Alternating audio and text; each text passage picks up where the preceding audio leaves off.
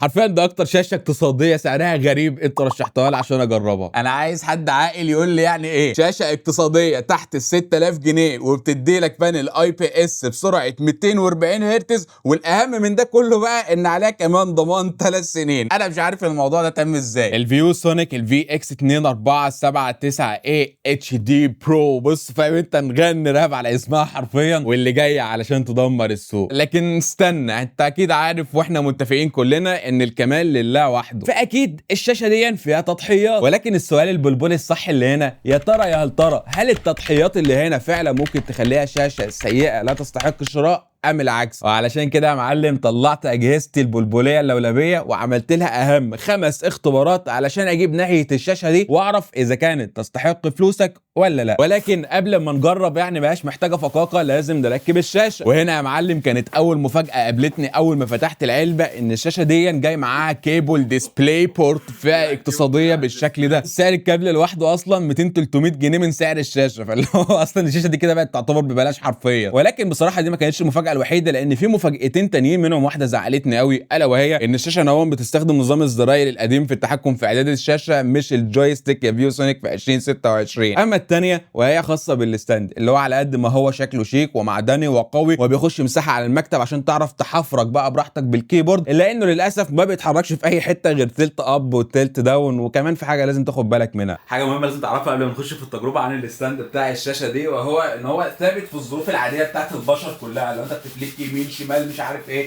لكن ظروف الزلازل والبراكين دي طبعا شيء مش منطقي. تعالى بقى نرجع على التجربه يا معلم. طلع على النبي يا معلم. انا اول حاجه عملتها ان انا قعدت العب فالو الامورتال ايلو بالشاشه دي. بص هو يعني مش امورتال قوي، يعني هو امورتال مرهق شويه، الا ان بصراحه ما كنتش مرتاح في التجربه في البدايه. ليه؟ لان كان في جوستنج بالنسبه لي واضح جدا جدا جدا. دخلت عدلت في الاعدادات بتاعه الشاشه لحد ما المشاكل اتحلت بنسبه 99% ولا 95% على الالترا فاست مود اللي عندها شاشه حققت 3.6 ملي ثانيه كريسبونس تايم جي تو جي. ولكن كان في للاسف سنه انفيرس جوستنج، ولكنها بصراحه ما بتبانش الا في احوال معينه في سيناريوهات معينه قوي. فبالتالي اقدر اقول لك ان التجربه اوفرول لحد هنا كانت كويسه جدا جدا بالنسبه لسعر الشاشه. بل انا اكتشفت السر خطير هنا، هو بينزل الريسبونس كمان من 3.6 ل 2.9. هقول لك عليه كمان شويه. ولكن ده طبعا ما ينسيناش ان في اختبارات تانية اهم بكتير، زي مثلا ماذا لو الشاشه دي بتجيب لك صداع بعد ما تشتغل عليها لفترات طويله، ولا ماذا عن الديلي اللي لو طلع في الاخر سيء، فساعتها ال 240 هرتز دول لا مؤاخذه كده هتلفهم وتحطهم في الدرج. طلع على النبي كده وصلك وحط لايك ماي فريند. طب ماذا عن الالوان لو طلعت سيئه والسطوع جربان؟ ما كل ده اكيد برضه هيدمر تجربتك مع الشاشه دي. وبصراحه انا بدات باهم اختبار فيهم، الا وهو راحه العين، ولقيت ان الشاشه مفيش فيها بي دبليو ام حتى على اقل سطوع، فبالتالي مش هتجيب لك صداع ولا يحزنون. وعلى سبيل ذكر راحه العين، فجربت برضو كمان الفري سينك او مزامنه الفريمات اللي في الشاشه دي، وشغاله كويس جدا على انفيديا وكمان على ام دي. وبصراحه الصوره فيها ناعمه وممتازه، مفيش تيرنج اكتر ما يكون. فقلت خلاص بقى يا معلم، بقى احنا كده بقى نخش في الاختبارات التقيله، الانبوت لاج، السطوع، الالوان، ونشوف بقى الكلام على ايه. وبدات باختبار الديلي، ولك ان تتخيل اللي حصل يا معلم هنا. هو حرفيا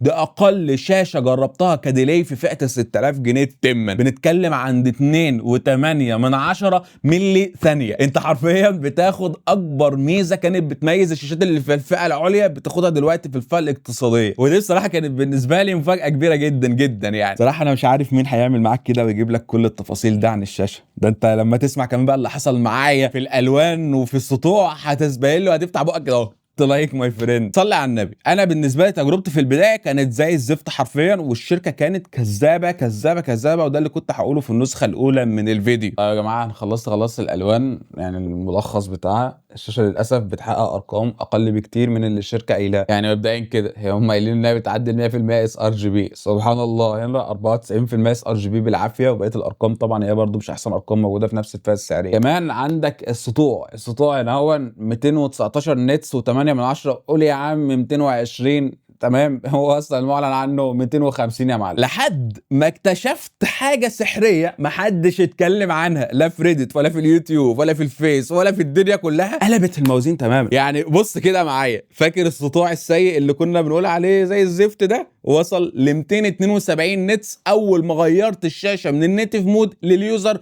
مود. يا عم للالوان بقت 99% اس ار جي بي و82% بي 3 و77% ادوبي ومش عارف معامل انحراف 6 من 10 بدل الواحد وشويه. بقت بصراحه تجربه كويسه، تجربه اقدر اعتمد عليها وانا بلعب العاب تنافسيه، اقدر اعتمد عليها وانا بتفرج على محتوى ما يكونش اتش دي ار اكيد يعني، كمان اقدر اعتمد عليها لو انا عايز اتفرج على اليوتيوب، عايز اعمل اي حاجه جانبيه، العاب قصه مش عارف ايه. كل الكلام ده بالنسبه لي هيكون تمام التمام، لكن اللي مش هيكون تمام التمام هو شغل المونتاج والاعمال الابداعيه. طب ليه يا عم نبيل؟ هنا اللون بصراحه الكحلي فشلت في ان انا اعرف اظبطه، ولما بظبطه الالوان الثانيه بتبوظ، فبالتالي هي ما تنفعش للشغل الاحترافي باي شكل من الاشكال. بل فاكر الاختيار السحري اللي قلت لك عليه اللي بيقلل الريسبونس من 3.6 ل 2.9 من 10 مللي ثانيه جي تو جي؟ هو ده برضه انت بتشيلها من النيتف تحطها على اليوزر، كل ده بيتغير كانك بتشتغل على شاشه تانية تماما. ولكن ده بيجي على حساب سلبيه واحده، الا وهي البيكسل اوفر شوتنج. هنا بيزيد بغباء في انتقالات كتير، وده بيكون واضح جدا جدا لو انت بتلعب العاب بتتحرك فيها بسرعه كبيره وفيها تراكنج دايما زي ايبكس زي اوفر واتش كلام من ده، هتتضايق فيها.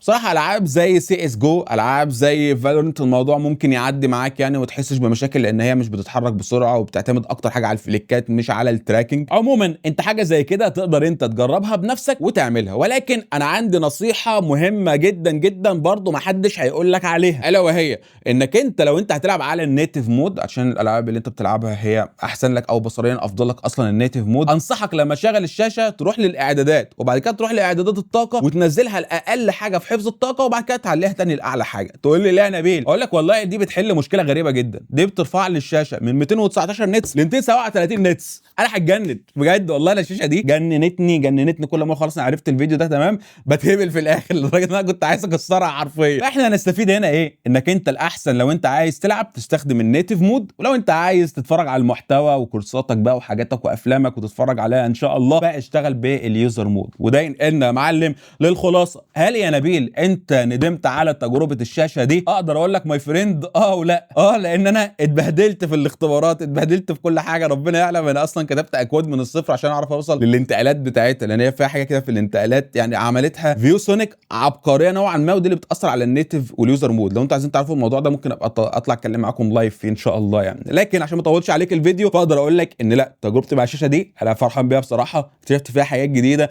وشايف انها فعلا تستاهل السعر اللي بتقدمه، وهتبقى مناسبه ليك جدا لو انت واحد عايز تلعب العاب تنافسيه بالذات زي فالورنت سي اس جو، الحاجات اللي على الريتم بتاعها. ولو انت حابب تاخد تجربه اكتر تكاملا من حيث الالوان ومن حيث الاداء، فانا انصحك تشوف البانلز ال 180 هرتز وال 200 هرتز، هتدي لك تجربه اكثر كمالا، ولكن هتضحي فيها بالديلي، هتضحي بقى في حته النعومه الزياده وكمان ما الى ذلك. لحد هنا اتمنى يكون الفيديو عجبك، وما تنساش تحط اللايك المتين. كان معاك البلبل، سلام.